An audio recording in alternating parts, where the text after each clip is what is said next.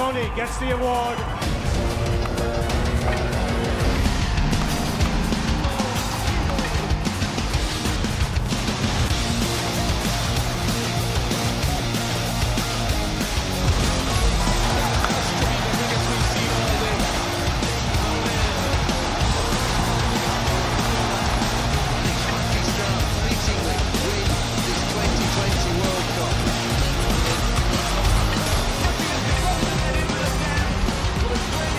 T20 festival sponsored by Moira सरिया।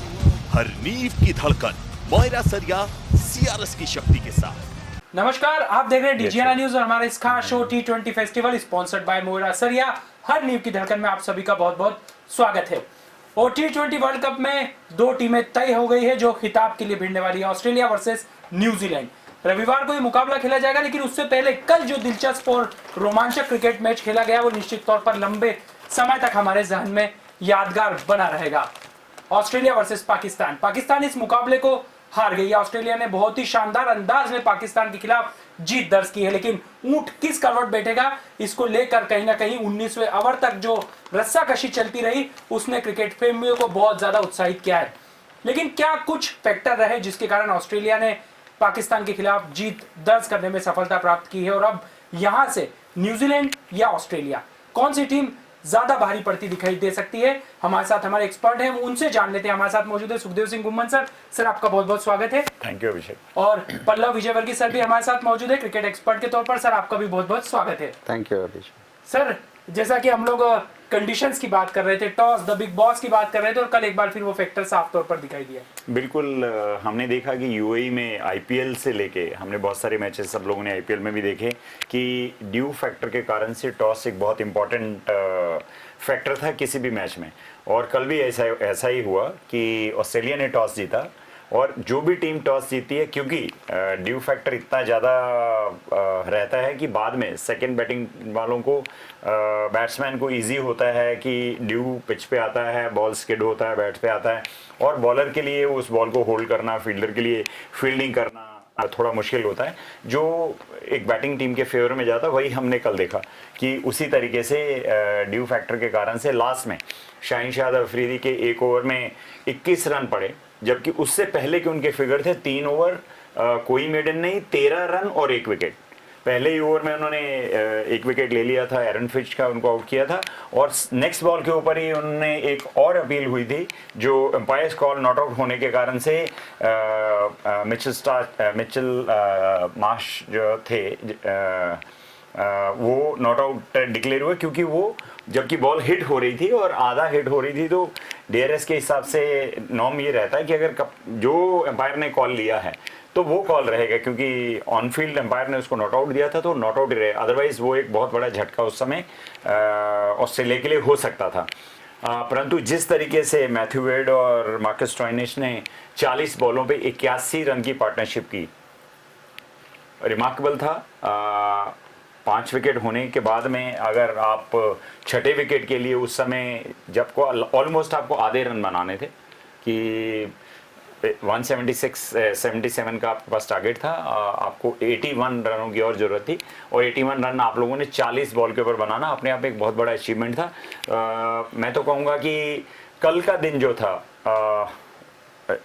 जिस तरीके से हमने पहले कहा था कि ऑस्ट्रेलिया ने पिछले सिर्फ चार मीटिंग आईसीसी के नॉकआउट इवेंट्स में ऑस्ट्रेलिया और पाकिस्तान की हुई थी और ऑस्ट्रेलिया उनमें जीता था, कल फिर उन्होंने 5वीं मीटिंग में भी उनसे जीत के और एक अनबीटन रन जो 16 मैचेस का यूएई में पाकिस्तान का था 2015 से लेके अभी तक 6 साल बाद पाकिस्तान टीम हारी। और इन पांचों ही इवेंट्स में जिन जिन मैचेस में ये लोग हारे थे वो सारे ही इंपॉर्टेंट क्रूशियल और कहीं ना कहीं दुख देने वाली हार थी पाकिस्तान के लिए। 1987 के वर्ल्ड कप सेमीफाइनल में ये लोग ऑस्ट्रेलिया से हारे थे, 1999 के वर्ल्ड कप के फाइनल में हारे थे, और 2010 के T20 वर्ल्ड कप सेमीफाइनल में हारे थे, 2015 के वर्ल्ड कप क्वार्टर फाइनल में हारे थे, और कल 2021 के T20 वर्ल्ड कप सेमीफाइनल में फिर से हारे। तो कहीं ना कहीं जो एक ट्रेंड चला आ रहा था कि बड़े मैचेस में जाकर पाकिस्तान फॉल्टर करती है, पांचवी बार भी ऐसा ही हुआ। कल ऑल्दो उन्होंने बैटिंग अच्छी करी, मोहम्मद रिजवान की बात करें, फ़खर जमान की बात करें, तो उन्होंने एक बहुत रिस्पेक्टेबल टोटल तक अपनी टीम को पहुंचाया, 176 रन बनाए 4 विकेट के ऊपर। लग रहा था कहीं ना कहीं कि पाकिस्तान की जैसी बॉलिंग है, और जब आप इतना बड़ा टारगेट सेटअप करते हैं और फर्स्ट ओवर में 1 विकेट मिल जाती है, शहनशाह अफरीदी ने पहला विकेट लिया एरन फिंच का, और सेकंड भी ऑलमोस्ट ऐसा, जिस तरीके से वो बॉल करके और अपील करने के बाद दौड़े थे, ऐसा लग रहा था कि वो 100% प्लम हैं, विकेट के सामने हैं, पर डीआरएस के कारण से वो अंपायर कॉल के चक्कर में सेकंड विकेट नहीं हुआ। पर ओवरऑल हमने जैसा कल कहा था कि ये दोनों ही टीमें जो हैं इस वर्ल्ड कप की परहैप्स बेस्ट टीमें थी, कि पाकिस्तान ने अनबीटन रन चल रहा था, और मैंने बीच में भी एक बार कहा था कि कोई भी टीम आज तक वर्ल्ड कप नहीं जीती है बिना हारे हुए। तो पाकिस्तान ने अभी तक मैच नहीं हारा था, और वो आकर अभी इसमें हारे। ऑस्ट्रेलिया ऑलरेडी हार चुकी थी, न्यूजीलैंड ऑलरेडी हार चुकी है, और पुराने भी वर्ल्ड कप के ट्रेंड अगर हम उठाकर देखें, उनमें यही है कि किसी भी टीम ने आज तक अनबीटन रन में, कि वो लीग स्टेज में भी नहीं हारी हो और उसके बाद में क्वार्टर फाइनल, सेमीफाइनल, फाइनल में भी हारी हो, आज तक ऐसा रिकॉर्ड नहीं हुआ था।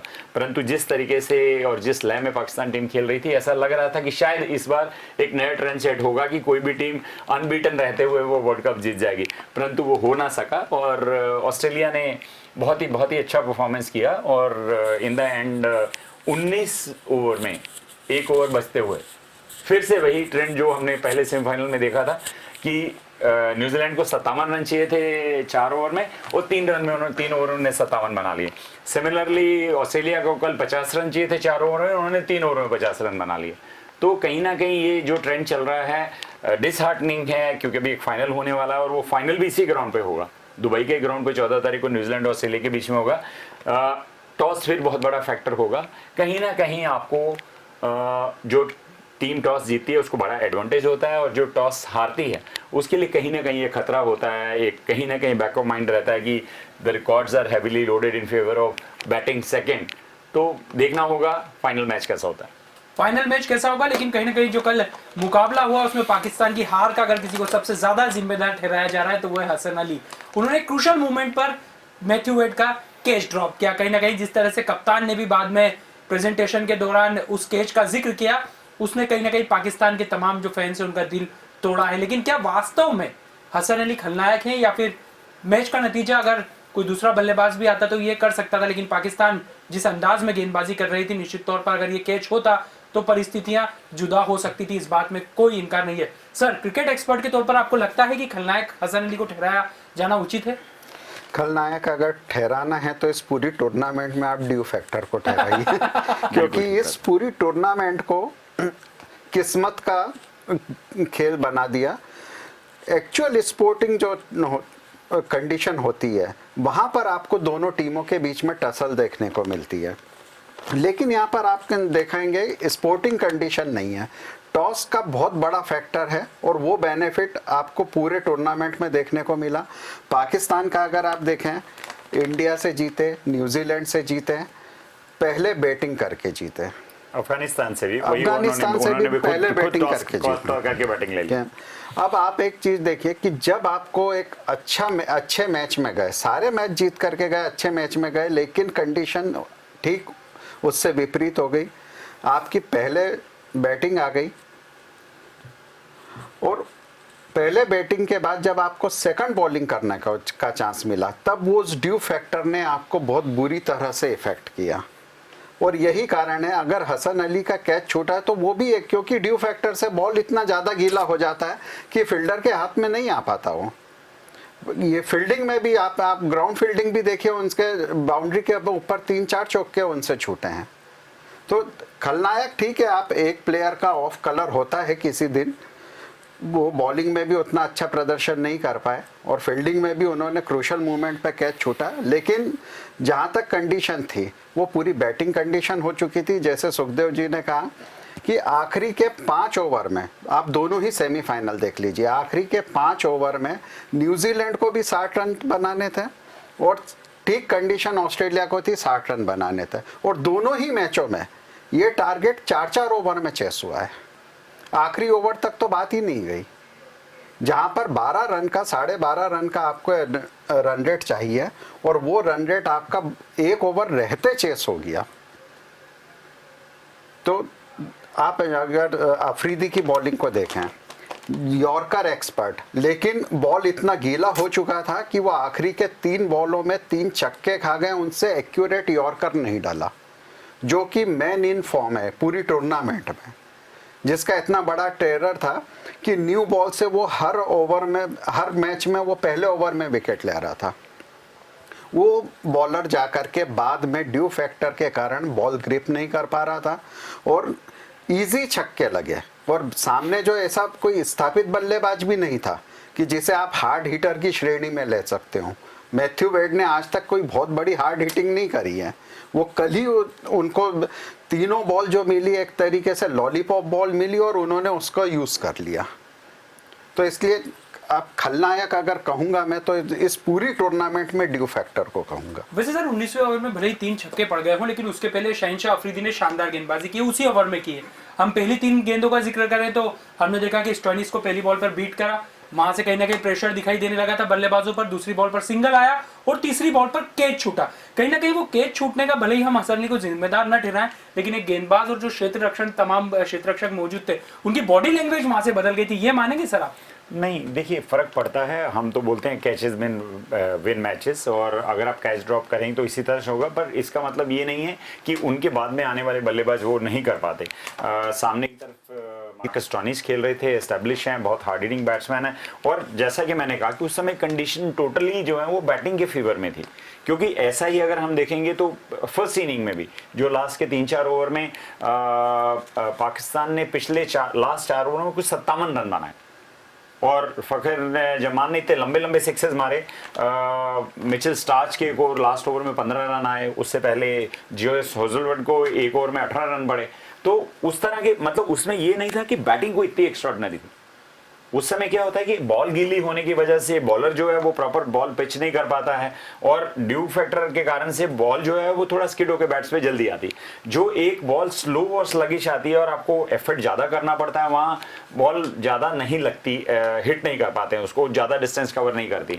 और वहीं अगर आप देखेंगे कि अगर इस तरह की बॉल रहेगी, हमने देखा आसिफ खान जो है, जो अभी तक सारे मैचेस में छक्के मार रहे थे, कल एक स्लोअर बॉल के ऊपर उन्होंने मारने की कोशिश करी और लॉन्ग ऑफ के ऊपर पहली बॉल के ऊपर ही आउट हो गए।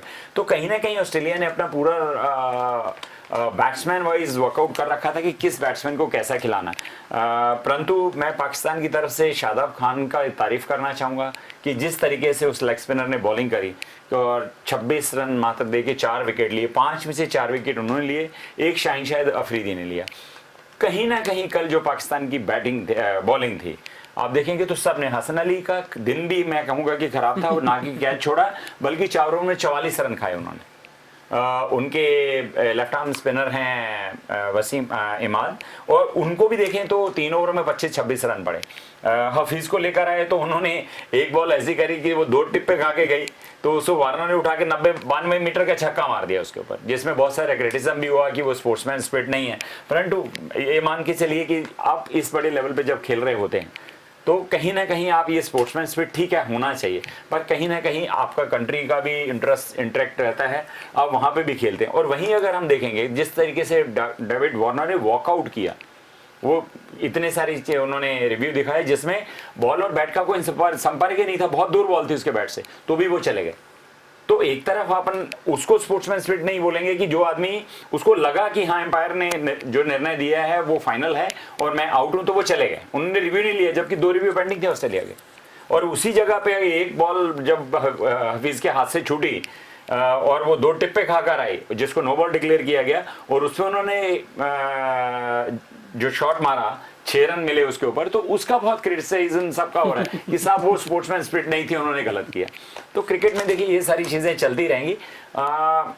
डेफिनेटली प्लेयर्स जो होते हैं वो कोशिश यही करते हैं कि स्पोर्ट्समैन स्पिरिट को सर्वे पर रखें, सबसे ऊपर रखें, और क्योंकि वो लोग सब ब्रांड एम्बेसडर हैं अपनी अपनी कंट्री के और इस गेम के। हमने पहले सेमीफाइनल में देखा था किस तरह से डेरिल मिचेल जब बॉलर को उन्होंने आगे ऑब्स्ट्रैक्ट कर दिया था तो उन्होंने खुद रन नहीं लिया, जबकि वो आराम से रन ले सकते थे, एंटाइटल थे, उन्होंने नहीं लिया। उसको सब लोगों ने अप्रिशिएट किया कि ये स्पोर्ट्समैन स्पिरिट है कि आपने उनको ऑब्स्ट्रैक्ट किया था, आप उस समय रन आपको नहीं लेना चाहिए, तो उन्होंने नहीं लिया, तो अच्छी बात थी, उस तरह से हो गए। पर ये क्रिकेट है, क्रिकेट में बार बार अगर हम तो क्या बोलते हैं कि देखिए जो कंडीशंस, मैं बार बार बोलता हूँ, टीमें लगभग एक जैसी होती हैं, एक नॉच अप एक नॉच डाउन। हम हिंदी में 19-21 बोलते हैं कि 20 का रेफरेंस पकड़ेंगे तो एक का मार्क्स 21 होंगे, एक मार्क्स 19 होंगे, पर वो जो एक मार्क का डिफेंस पड़ता है, वो डिफेंस जो है ये 22 यार्ड पे जिस पे हम खेलते हैं वो डालती है। और जो एक्सटर्नल कंडीशंस होती हैं, जैसे हमने टॉस द बिग बॉस बोला, अब वो टॉस के कारण से ही पल्लव भाई ने जैसा बोला कि पाकिस्तान को पहले 3 सुपर 12 मैचेस में जीत इसलिए मिली कि सामने वाली टीम को उस तरह की विकेट मिली जिसके ऊपर बॉल बैट पे आ ही नहीं रही थी, और उसके बाद में आपको ऐसी विकेट मिली ड्यू आने के कारण से कि आपने आराम से उनको मार दिया। और बाकी स्टेज में अगर हम देखेंगे, जहां जहां पाकिस्तान ने सेकंड बॉलिंग करी सुपर 12 में, वो एक भी टीम को ऑल आउट नहीं कर पाए।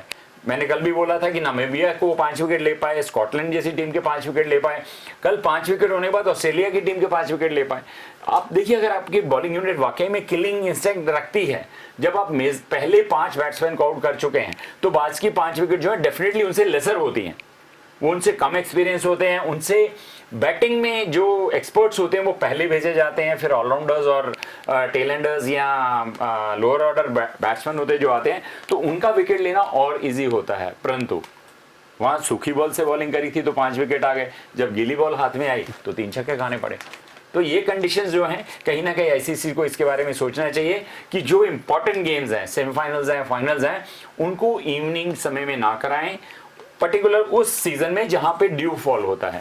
यही मैच अगर आप 2 घंटे पहले स्टार्ट कर लेंगे तो जब ड्यू फॉल होना चालू होता है तब तक आपकी सेकेंड इनिंग भी खत्म हो जाएगी। तो कहीं ना कहीं या तो उनको टाइम का वेरिएशन करना होगा कि ठीक है, हम उस सीजन में इस तरह के टूर्नामेंट ना कराएं जो बहुत प्रेस्टिजियस हैं, बहुत रेपुटेशन वाले हैं, जिसके ऊपर हर कंट्री का जीतने का मन होता है कि हमारा नाम रिकॉर्ड बुक्स में जाना चाहिए, ताकि आपको एक फेयर चांस मिलना चाहिए खेलने के लिए। अनफेयर चांस से कोई टीम जीत कर जाती है, ये बहुत अच्छी बात है कि कप्तान ज़्यादा नहीं बोलते हैं इस चीज़ में, क्योंकि उनको कोड ऑफ कंडक्ट के हिसाब से भी बोला जाता है कि आप ऐसी बात नहीं बोलोगे, आप ऐसी बात नहीं बोलोगे। हम लोगों के ऊपर कोई कोड ऑफ कंडक्ट लागू नहीं होता, हम खुलकर बहुत सारी बातें कर लेते हैं कि हमें कोई बोलेगा नहीं आपने ऐसा क्यों बोला, क्योंकि ये एक फैक्ट है। आप सब भी देखते हैं, आप सब भी ये रियलाइज करते हो, आपको लगता है ऐसा कौन सी चीज़ हो जाती है सेकेंड इनिंग में कि ऐसा लगता है कि ये तो दूसरी विकेट लाकर पिच जो है वो, ऑस्ट्रेलिया में बहुत सारी ग्राउंड्स पे जो फुटबॉल ग्राउंड्स हैं उनके ऊपर ड्रॉप इन पिच लाते हैं। ड्रॉप इन पिच क्या होता है, वो पिच को बाहर तैयार किया जाता है और वो एक कंटेनर टाइप रहता है, नीचे जो है बेस बना रहता है, विकेट उसमें बनी होती है, उसको उठा के लाते हैं और वो जहाँ पे स्पॉट बना होता है उसमें लाके रख देते हैं और उसके बाद में रोलिंग करके करने लगते हैं। तो आपको 2 डिफरेंट तरह की विकेट्स हो सकती है, एक आपने पहले खेला दूसरी थी और दूसरी आपने अच्छी वाली बैटिंग विकेट ला के रख दी, साहब इनको जिताना है तो इनसे बैटिंग करा लीजिए। वो ऐसा नहीं है, वहां सिर्फ और सिर्फ इसलिए है कि कंडीशन जो है, जब बॉल गीली होगी तो आपका बॉलर कोई कुछ नहीं कर पाएगा। और फील्डिंग में भी देखिए, जब आप स्किड होंगे, आपको बॉल गीली हाथ में कैच पकड़ेंगे, नहीं पकड़ में आएगा। स्टीवन स्मिथ बहुत अच्छे प्लेयर हैं, जिस तरीके से फखर जमान का उन्होंने कैच छोड़ा, मुझे लगता है कि अगर वो 100 कैच भी हम ऐसा उनको खिला देंगे पकड़ने के लिए तो 99.99% वो पकड़ लेंगे। 0.1 में जो 1% बचा था वो गिर गया। तो वो कहीं ना कहीं फैक्टर ड्यू फैक्टर है, और ड्यू फैक्टर का भरपूर फायदा जो था ऑस्ट्रेलिया को कल मिला। सर 2 टप्पे की बॉल और उस पे मचा धमाल, आपकी प्रतिक्रिया सर? देखिए, इसमें आप कुछ भी स्पोर्टिंग स्पिरिट या ऐसी कोई बात मुझे नहीं लगती। अगर कोई बॉलर बेकार बॉल फेंकेगा तो बैट्समैन तो उसे यूटिलाइज करेगा ना। आप कितनी जगह आप स्पोर्टिंग स्पिरिट बोलेंगे, आप ये बोलेंगे कि फुल टॉस फेंका था तो आप मत मारो। अगर बॉलर से गलती हुई है, लूज बॉल फेंकी है तो ठीक है, बैट्समैन ने यूज किया। ऑस्ट्रेलिया ने भी बहुत लूज बॉल फेंकी सर, फुल टॉस बहुत आई है, बहुत रन बने उस पे, बने हैं 24 से 28 रन तो इन्हीं बॉलों पे बने। आपको ये स्पोर्टिंग स्पिरिट वगैरह ये तब कंडीशन आती है कि जब कोई बहुत एक्स्ट्रा ऑर्डिनरी सिचुएशन ऐसी थी जहाँ प्लेयर लाचार हो, और फिर अगर प्लेयर स्पोर्टिंग स्पिरिट दिखाता है तो समझ में आता है कि एक प्लेयर रन दौड़ते हुए गिर गया, आपने उस समय उसे रन आउट नहीं किया, तब आपका समझ में आता है। लेकिन ये तो आपके हाथ से बॉल छूट गई, उसने बैट्समैन का चांस था, उसने उसको यूटिलाइज कर लिया। तो सर सिर्फ पाकिस्तान के खिलाफ ऐसा हुआ है तो ऐसा बोल रहे हैं कि ऐसा सच नहीं है? सवाल पाकिस्तान के खिलाफ नहीं, अगर डेविड वार्नर मारने से चूक जाते हैं, वो स्टैंपिंग आउट हो जाते हैं या वो बाउंड्री पे कैच आउट हो जाता है, तब आप क्या कहते हैं कि आप स्पोर्टिंग स्पिरिट दिखाते हुए वो बॉल विड्रॉल कर लो? संभव नहीं था। आपको खेल खेलना, आप नियमों के दायरे में खेल रहे हैं। क्यों? आईसीसी ने देखा कि जब बैट्समैन अनड्यू एडवांटेज ले रहा है, वो नॉन स्ट्राइकर एंड अपना क्रीज छोड़ करके आगे बढ़ रहा है, तब उन्होंने वापस से रनआउट के चांस उसको लीगलाइज्ड किया भी। आर अश्विन ने रनआउट भी किया था, क्यों किया था कि जब आप बॉल फेंकने के पहले अगर नॉन स्ट्राइकर बल्लेबाज 1 मीटर तक आगे चले जाएगा, और वो भी आज थर्ड एम्पायर के ज़माने में जब रन आउट आपका 1 इंच से होता है, 1 सेंटीमीटर से डिसाइड हो रहा है, तो बैट्समैन अनड्यू एडवांटेज ले रहा है इसी को रोकने के लिए। तो और पहले वही बात आप स्पोर्ट्समैन स्पिरिट के दायरे में आती थी। तो मुझे नहीं लगता ऐसे स्पोर्ट्समैन स्पिरिट तब आपको कहना चाहिए कि हाँ प्लेयर इंजर्ड हो जाए, अचानक लाचार हो जाए, कुछ ऐसी एक एक्स्ट्रा ऑर्डिनरी कंडीशन आ जाए, तब प्लेयर अपना स्पोर्ट्समैन स्पिरिट दिखाता है, तो बात समझ में आती है। और अब बात करते हैं पाकिस्तान के बल्लेबाजों की। तो सर ओपनिंग जोड़ी एक बार फिर कमाल किया है, बाबर आजम और रिजवान। इस टीम ने इतना तो बता दिया है कि तमाम विषम परिस्थितियों के बावजूद भी इस टीम में हौसला है, नया खून है, जो कहीं ना कहीं एक बार फिर कई रिकॉर्ड्स कायम कर सकता है। नहीं, जहाँ तक देखिए टैलेंट की बात हम करें तो पाकिस्तान टीम में इमेंस टैलेंट है, उसमें कोई सेकंड थॉट है नहीं, कोई दूसरी राय नहीं है। और जहाँ तक हम बोलेंगे कि घर में इतनी विपरीत परिस्थितियाँ होते समय जहाँ पाकिस्तान में क्रिकेट नहीं हो रहा है, फॉरेन क्रिकेट हो रहा है पर इंटरनेशनल क्रिकेट नहीं हो रहा है, बाहर की कंट्रीज जो हैं वहाँ ट्रैवल करना पसंद नहीं करती हैं सिक्योरिटी थ्रेट के कारण से, डोमेस्टिक क्रिकेट उनके यहाँ होता है। परंतु जो भी इंटरनेशनल टीम्स हैं उनके लिए अगर पाकिस्तान को खेलना होता तो यूएई की जो ग्राउंड्स हैं इन्हीं के ऊपर वो लोग खेलते हैं। वो यही कारण था, हमने आपको रिकॉर्ड भी बताया कि पिछले 2015 से लेके अभी 2021 तक पाकिस्तान T20 में अजय था। उनको 2015 में शारजाह में इंग्लैंड ने सुपर ओवर में हराया था, और उस 2015 से तब से लेके अभी तक 16 कंसेक्यूटिव मैचेस उन्होंने वहां जीते थे। ये उनका जो ग्राउंड्स हैं ये होम ग्राउंड जैसे हैं। होम ग्राउंड जैसे क्यों? आप लगातार क्रिकेट एक खेलते हो, दूसरा आप जिस कास्ट को बिलोंग करते हैं, मुस्लिम कंट्री से हैं, मुस्लिम कंट्री है वो, वहाँ पे बहुत सारे लोग आपकी कंट्री के भी वहाँ पे हैं, और आप कहीं ना कहीं ये धर्म जो रहता है एक फैक्टर रहता है, और वो आपको पैटर्नाइज करता है, आपको फॉलो करता है, आपको चेयर अप करता है, आपका हौसला अफजाई करता है। और प्लेयर्स जब ग्राउंड पे खेलते हैं और जब उनको चेयर अप होगा, जब उनका लोग बैकअप करने वाले होंगे, तो उनमें से बेस्ट पोटेंशियल बाहर आता है। वो अपनी क्या है, किस तरह का क्रिकेट खेलते हैं, वो डेफिनेटली बताता है। और जब आप पंप अप होते हैं, जब आपको चेयर अप किया जाता है, यू गिव योर बेस्ट, और उसी तरीके से पाकिस्तान करता चला है। जहां तक हम बाबर आजम की बात करेंगे और रिजवान की बात करेंगे, तो दोनों ही अनडाउटेडली बेस्ट बैटिंग प्लेयर इस वर्ल्ड कप का है। रिजवान एक बहुत ही बिजी टाइप प्लेयर हैं, जो दौड़ते भी बहुत तेज हैं, हर तरीके के शॉट खेल लेते हैं, पिकअप बहुत जल्दी करते हैं बॉल को, और हर मैच में इन दोनों ने बनाया। और कल बाबर थोड़े से अनलकी रहे कि जंपा की बॉल पे उन्होंने लॉन्ग ऑन के ऊपर से मारने की कोशिश करी, और डेविड वार्नर जैसा छोटा प्लेयर, हाइट बहुत ज़्यादा नहीं उनकी, उन्होंने स्ट्रेच करके ऊपर इस तरह से बाउंड्री बॉल, बिल्कुल बाउंड्री के ऊपर वो एक कैच ले लिया। थोड़े से अनलकी रहे, कल जल्दी आउट हो गए। परंतु रिजवान की हम जितनी भी तारीफ करें उतनी कम है। उसके बाद में देखिए जो बाकी बल्लेबाजी थी, उन सबको जिस तरीके से लगभग सॉर्ट आउट कर रखा था कि फखर जमान को छोड़ दिया जाए, रिजवान को छोड़ दिया जाए, तो बाकी बल्लेबाज कोई खास नहीं कर पाए। हमने देखा आज से पहली बॉल पे आउट हुए, हमने देखा हफीज कुछ नहीं कर पाए, हमने देखा शोएब कुछ नहीं कर पाए। ये बल्लेबाज थे जिन्होंने सुपर 12 में एक्स्ट्रॉर्डिनरी परफॉर्मेंस दिया था। तो गिवन डे के ऊपर, और जैसे जैसे आपका मैचेस जो हैं नॉकआउट स्टेज में जाते हैं, वहां जाके कहीं ना कहीं फियर फैक्टर, कहीं ना कहीं उस बड़े मैच का प्रेशर प्लेयर्स को अपनी परफॉर्मेंस में थोड़ा जिटरी करते हैं, थोड़ा शेकी करते हैं, और वही समय होता है प्लेयर को बताने के लिए कि वो कितने मैच्योर हैं या उतने बड़े प्रेशर को किस तरह से हैंडल कर सकते हैं। और बात करते हैं प्रेशर हैंडल करने की, तो देखिए दो खिलाड़ियों का, ऑस्ट्रेलिया के दो खिलाड़ियों का नाम यहाँ लेना बहुत ज्यादा जरूरी है। वैसे मैच के मुजरिम के तौर पर हसन अली को माना जा रहा है, तो दूसरी तरफ मैच के हीरो के लिए मैथ्यू वेड को कहीं ना कहीं पूरा श्रेय दिया जा रहा है। लेकिन बात करते हैं दो ऐसे खिलाड़ियों की जिनने सबसे ज्यादा भूमिका इस जीत में निभाई है, और उसमें है सबसे पहले डेविड वार्नर। सर क्या कहेंगे, क्योंकि उस समय जबरदस्त प्रेशर, पाकिस्तानी गेंदबाजों ने पूरा दबाव बना के रखा था, पहला ओवर शाहीन अफरीदी का जबरदस्त, लेकिन उसके बाद कहीं ना कहीं मार्श और वार्नर की पार्टनरशिप, और उसके बाद जो रही सही कसर पूरी करी वो स्टॉइनिस ने, क्या कहेंगे सर? नहीं, बिल्कुल। कल अगर आप ऑस्ट्रेलिया की इनिंग को देखेंगे तो बिल्कुल एक मैच्योर इनिंग, जैसा कि एक एक्सपीरियंस प्लेयर्स खेलते हैं। पहला ओवर फर्स्ट बॉल उनके कैप्टन को आउट कर दिया, उसके बाद उन्होंने उस पूरे नए बॉल को न सिर्फ अच्छे से खेला, यूटिलाइज भी किया उन्होंने देखा है कि इस नए बॉल पर हमारे विकेट नहीं जाने चाहिए। तो मिशेल मार्श और डेविड वार्नर ने उस परिस्थिति को भाप करके, थोड़ी स्लो स्टार्ट थी लेकिन वो स्टार्ट थी, जब लूज बॉल मिली तभी वो उन्होंने अटैक किया, नहीं तो अच्छी बॉलों को उन्होंने बहुत अच्छे और समझदारी के साथ खेला। वे जानते थे कि हमें अपने जल्दी विकेट नहीं खोना है, अगर जल्दी विकेट खोया तो हम प्रेशर में आ जाएंगे। मिशेल मार्श का भी आप देखिए, एक अपील जरूर हुई थी जो आउटसाइड लेग स्टंप पिच होने के कारण DRS में रिजेक्ट हो गई। उसके अलावा आप उनकी इनिंग देख लीजिए, छोटी इनिंग रही, वो 52 रन के टोटल स्कोर पर आउट हुए जब टीम का टोटल 52 था। तब तक उन्होंने लगभग एक नए बॉल का जो इफेक्ट था वो उन्होंने ख़त्म कर दिया था। बाद के बल्लेबाज उसे यूटिलाइज कर सकते थे, लेकिन शादाब खान की बेहतरीन गेंदबाजी के कारण मिडिल ऑर्डर ऑस्ट्रेलिया का उतना अच्छे से काम नहीं कर पाया। लेकिन डेविड वार्नर का एक्सपीरियंस था। डेविड वार्नर जब तक खेल रहे थे, आप देखिए 10 ओवर में 89 रन थे, उनको रन रेट भी 9 रन का ही चाहिए था और वो उस रन रेट को मेंटेन कर रहे थे पूरे टाइम।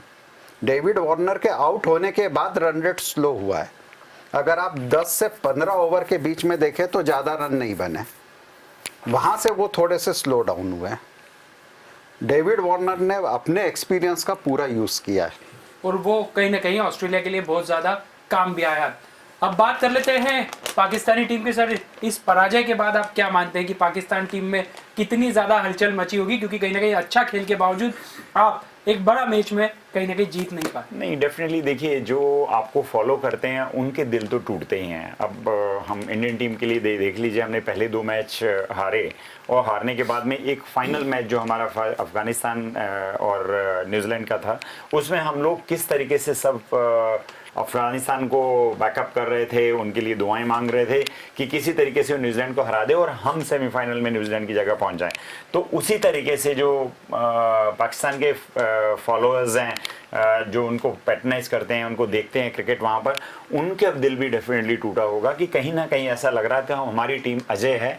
और सबसे बड़ी बात, उन्होंने वर्ल्ड कप तो उसी दिन जीत लिया था जिस दिन उन्होंने हिंदुस्तान को हराया था। That win wasn't less than A winning a world cup, क्योंकि ये 2 राइवलरीज इतनी खतरनाक हैं, इतनी कट्टर हैं कि किसी भी हालत में आप दुनिया से किसी से हार जाइए, पर आपको हिंदुस्तान और पाकिस्तान के मैच में एक दूसरे से हारना जुर्म है।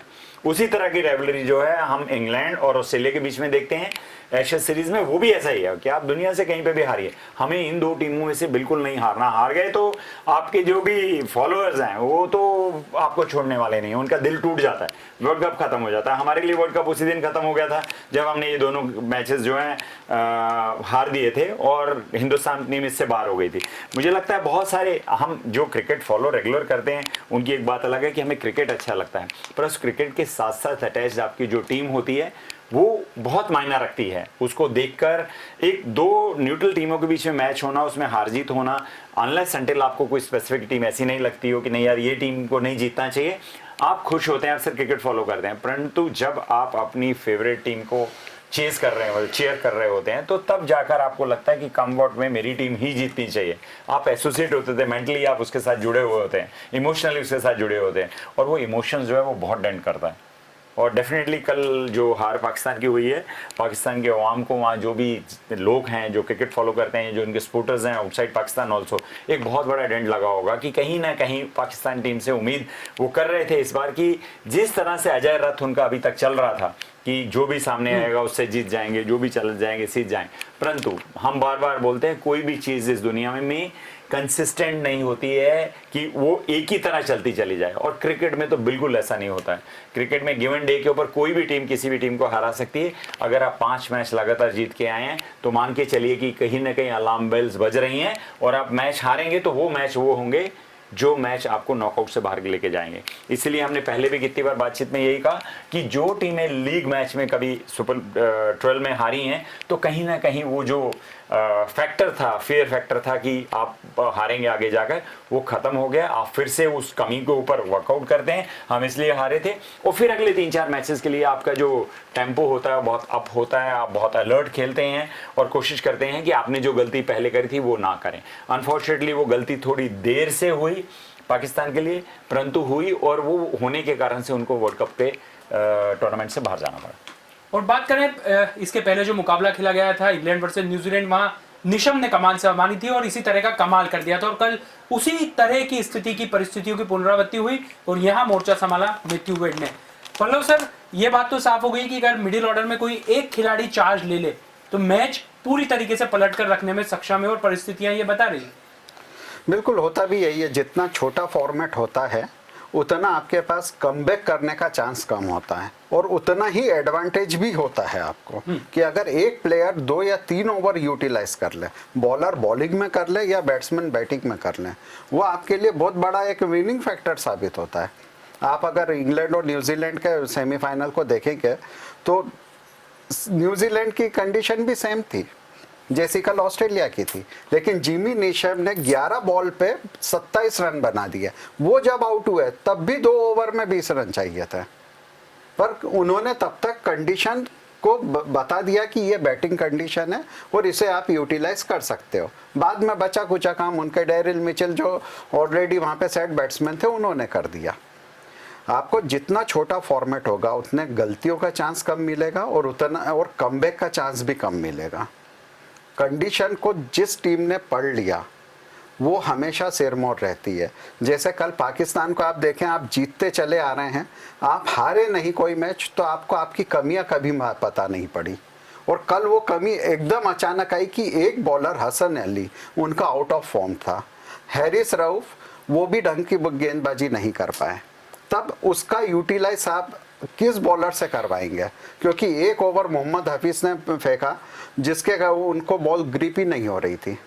आप देखिए, आप 19वां ओवर भी आपको आपके सबसे बेस्ट बॉलर से करवाना पड़ा जिसको कि आखिरी ओवर फेंकना चाहिए था। कल सब ये कह रहे थे कि कैच छूट गया, भाई आपके पास अगला ओवर भी बचा था ऑस्ट्रेलिया के पास, उनको जल्दी नहीं थी और वो जिससे करवाते तो ओवर बचा था इमाद वसीम और हैरिस रऊफ का। तो आपको यूटिलाइज कैसे करना है, ये जब आप हारेंगे नहीं तब तक आपको आपकी कमियों का पता नहीं चलेगा। जीतते जीतते जाएंगे आप, और एक मैच जब भी स्ट्रॉन्ग टीम के अगेंस्ट आएगा और एकदम से कमी आ गई तब आपकी टीम तैयार नहीं रहती है कि उस कमी का आपके पास क्योंकि सॉल्यूशन नहीं है। वही एक गलती कल पाकिस्तान के साथ हुई, और जैसा आपने कहा इंग्लैंड और न्यूजीलैंड के अगेंस्ट जिमी नेशम ने तो छोटा सा एक 11 बॉल में उन्होंने 27 रन की पारी खेल करके 3 छक्के लगा करके उन्होंने मैच बहुत आसान कर दिया था। उन्होंने बता दिया कंडीशन कि बैट बॉल पर आ रही है और आपको हाय तौबा करने की ज़रूरत नहीं है, आप विकेट पे खड़े रहें, लंबे हिट लगाने की कंडीशन हो चुकी है, और वही यूटिलाइजेशन बाद में न्यूजीलैंड के बैट्समैनों ने कर दिया। अब आज फेवरेट टीम की तो बात हम उस शो में करेंगे जब फाइनल होगा, लेकिन एक सवाल आप दोनों से पूछना चाहूंगा सर कि जो 4 टीमें सेमीफाइनल में पहुंची, क्या आपको लगता है कि कोई एक ऐसी टीम थी जिसका भी यहाँ पर कहीं ना कहीं जगह बनती थी, परिस्थितियों के कारण वो टीम आगे नहीं बढ़ पाई, लेकिन आपको लगता था कि ये टीम आगे आनी थी, इसमें के अंदर वो क्षमताएं हैं खिलाड़ियों में कि और ज्यादा इंटरेस्टिंग हो सकता था टूर्नामेंट? नहीं, डेफिनेटली देखिए, अगर मैं मुझे ऐसा लगता है कि 2 टीमें ऐसी थी जिनकी संभावना बन रही थी। एक तो इंडियन टीम की संभावना थी कि हम लोग वो पहले कच्छुओं की चाल चले और बाद में हम खरगोश की चाल दौड़ के कोशिश किया कि चलो हम किसी तरीके से जाके सेमीफाइनल में आ जाएं। वो ना हो सका क्योंकि जो ग्रुप था वो ग्रुप में 3 टीमें इतनी इजी थी कि जिनको कोई भी टीम आराम से हरा सकती है। सेकंड जो ग्रुप था वो ग्रुप ऑफ डेथ था कि 6 टीमें ऐसी थी कि जो किसी न किसी को किसी में भी हरा सकती है। वहीं पे मुझे लग रहा है कि साउथ अफ्रीकन टीम एक इस तरह की थी जो कहीं ना कहीं ये डिजर्व करती थी कि वो अगर आप 5 मैच खेलते हैं और 4 जीत जाते हैं, वो 4 के बाद में भी अगर आप क्वालिफाई नहीं कर पाते हैं तो ये इसको किस्मत ही खराब बोल सकते हैं और कुछ नहीं बोल सकते। और साउथ अफ्रीका उस मामले में सबसे अव्वल है। और ऑलवेज कहीं ना कहीं देखिए, हमने पहले भी बोला कि वर्ल्ड कप में डकवर्थ लुइस में आपको लास्ट बॉल पे 22 रन बनाने का टारगेट मिलता है तो आप कभी नहीं कर सकते हैं। ऐसा कभी नहीं हुआ आज तक कि आगे भी कभी होगा। तो वो कहीं ना कहीं ऐसी टीम है बेचारी जो कहीं ना कहीं कंट्रोवर्सी से उलझी रहती है कि पहले नील डाउन के ऊपर प्रॉब्लम हुआ, क्विंटन डिकॉक एक मैच में नहीं खेले, उन्होंने अपने आप को अनअवेलेबल बता दिया, उनसे बड़ी मुश्किल से जूझ जांच कर आगे जीत कर आप पहुंचे। तो जो पहला मैच एक आप इंग्लैंड से हारे थे वही मैच आपके लिए घातक साबित हो गया। सॉरी, ऑस्ट्रेलिया से हारे थे, वो मैच आपके लिए मुश्किल हो गया उसमें, और एक ही मैच उन्होंने हारा था बस, और जबकि बाद में लास्ट में उन्होंने इंग्लैंड को भी हरा दिया, वो जो अपराजित चल रही थी। बिल्कुल। तो कहीं ना कहीं मुझे लगता है ये जो 2 टीमें थी इन दोनों का कहीं ना कहीं चांस बनता था, पर फिर भी चांस तो देखिए हम सिर्फ स्पेकुलेशन लगाते हैं। जिन्होंने जीता है, जो खेल रहे हैं, वो ही रियल डिजर्विंग है कि ये 4 टीम जो हैं ये डिजर्विंग थी, क्योंकि वो जीत कर आई हैं। इंडिया से न्यूजीलैंड जीती तो न्यूजीलैंड को ऑब्वियसली उसमें खेलने का हक बनता है। सर, आपके नजरिए से कोई एक टीम ऐसी जो लगता है कि डिजर्व करती थी? सर की नजरिए से तो साउथ अफ्रीका है ही। नहीं, मेरी नज़र में पाकिस्तान डिजर्व करती थी। और आगे जाने टीम अच्छी थी, टीम बहुत अच्छी थी। आप अगर सबसे बेस्ट बॉलिंग लाइनअप देखें पूरे वर्ल्ड कप की तो 3 फास्ट बॉलर और 3 स्पिनर और 6 अच्छे थे। और जिस टीम के पास बॉलिंग अच्छी होगी उसके जीतने के चांस सबसे ज़्यादा थे। और बैटिंग भी ऐसा नहीं था कि इनके पास बैटिंग कोई स्ट्रगल कर रही थी। कल भी आप देखिए 177 रन बनाए उन्होंने। हारे ठीक है, ड्यू फैक्टर के कारण बाद में उनकी बॉलिंग को वो सपोर्ट नहीं मिला जो हर मैच में मिलते आ रहा था। अगर यही पाकिस्तान की बॉलिंग लाइनअप की पहले बॉलिंग आती तो ये ऑस्ट्रेलिया को इतना बड़ा टोटल नहीं बनाने देते जो खुद पाकिस्तान ने बनाया। तो ये टीम अच्छी थी इस टीम के पास। और ये टीम अभी फिटनेस में भी बहुत अच्छा है। पहले पाकिस्तान की फिटनेस पुअर हुआ करती थी। आप इनकी बॉडी लैंग्वेज देखिए, ये फिट होकर के आए हैं, ये खेल बहुत अच्छा रहे थे। कल का बैड लक आखिरी के 5 ओवर का रहा इनका। ये आखिरी के 5 ओवर मैनेज नहीं कर पाए, इसलिए ये टूर्नामेंट में कल पहला मैच हारे और बाहर हो गए। बाकी मुझे जो लगता है कि एक पूरा बैलेंस जो साइड थी और बहुत अच्छी बॉलिंग के लाइनअप और इस कंडीशन के लायक, जैसा सुखदेव भाई ने कहा कि होम कंडीशन है। कल के मैच में आपने देखा 80% पाकिस्तानी समर्थक थे, तो उनके लिए तो होम ग्राउंड ही है, होम कंडीशन ही है। और इस होम कंडीशन पे यही टीम सबसे बेस्ट थी। मुझे लग रहा था कि कल ये ऑस्ट्रेलिया को हरा देगी, लेकिन आखिरी के 5 ओवर दोनों ही टीम, आप दोनों सेमीफाइनल देखे हैं तो इंग्लैंड भी बहुत बेस्ट कर रही थी। इंग्लैंड के पास भी बॉलिंग लाइनअप अच्छी थी, फास्ट बॉलर उतने अच्छे नहीं थे, लेकिन दोनों ही टीमों के पास स्पिनर अच्छे थे। इंग्लैंड के पास भी अच्छे थे, पाकिस्तान के पास भी अच्छे थे और उनके स्पिनरों ने काम भी किया अपना। इस पूरे टूर्नामेंट में अगर ये देखा जाए तो फास्ट बॉलर्स के लिए नर्क साबित हुआ है। कोई भी फास्ट बॉलर, अगर आप अफरीदी को देख लें तो कल अफरीदी का भी बैड डे रहा। आप 1 ओवर आपको मिला था और आपने कहा जैसे हसन अली ने कैच छोड़ा, तब 10 बॉल पे 20 रन चाहिए थे। उसके बाद भी आपके पास 9 बॉल पे 18 रन उनको बनाने थे, जो उन्होंने 3 बॉल पे ही बना लिए। तो मुझे लगता है कि अगर आप कोई बैलेंस साइड थी इस टूर्नामेंट में जिसको आगे जाना था और जो मेरी नज़र में विनिंग साइड दिख रही थी, वो मैं पाकिस्तान को मानूंगा। तो 2 टीमें तय हो गई है और इंग्लैंड और पाकिस्तान का सफर सेमीफाइनल में समाप्त हो चुका है। टूर्नामेंट में आगे बढ़ेगी अंतिम मुकाबले में ऑस्ट्रेलिया वर्सेस न्यूजीलैंड। दोनों ही टीमों ने अब तक T20 आईसीसी के फॉर्मेट में खिताब हासिल नहीं किया है, यानी कुल मिलाकर अंतर्राष्ट्रीय क्रिकेट को T20 का एक नया सरताज, एक नया सिरमौर इन दोनों टीम में से किसी एक के रूप में मिलने वाला है। दिलचस्प मुकाबला है। दोनों टीमें जिस अंदाज में यहां तक पहुंची है, निश्चित तौर पर चाहेगी नहीं कि थोड़ी सी भी चूक करके इस मुकाबले को छोड़ा जाए, यानी क्रिकेट प्रेमियों के लिए रोमांच ही रोमांच। लेकिन फिलहाल हमारी इस खास पेशकश T20 festival sponsored bye Moira सरिया हर नींव की धड़कन में इतना ही, लेकिन खबरों का सिलसिला डीजे न्यूज पर जारी है। आप हमारे साथ बने रहिए। आज्ञा दीजिए, नमस्कार।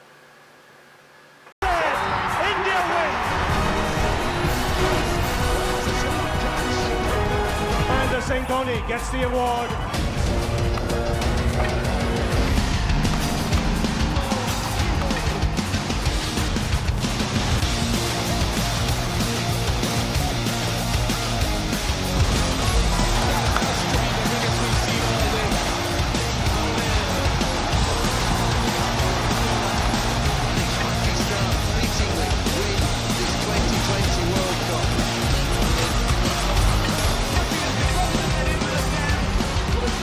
T20 festival sponsored bye Moira सरिया। हर नींव की धड़कन मोइरा सरिया CRS की शक्ति के साथ।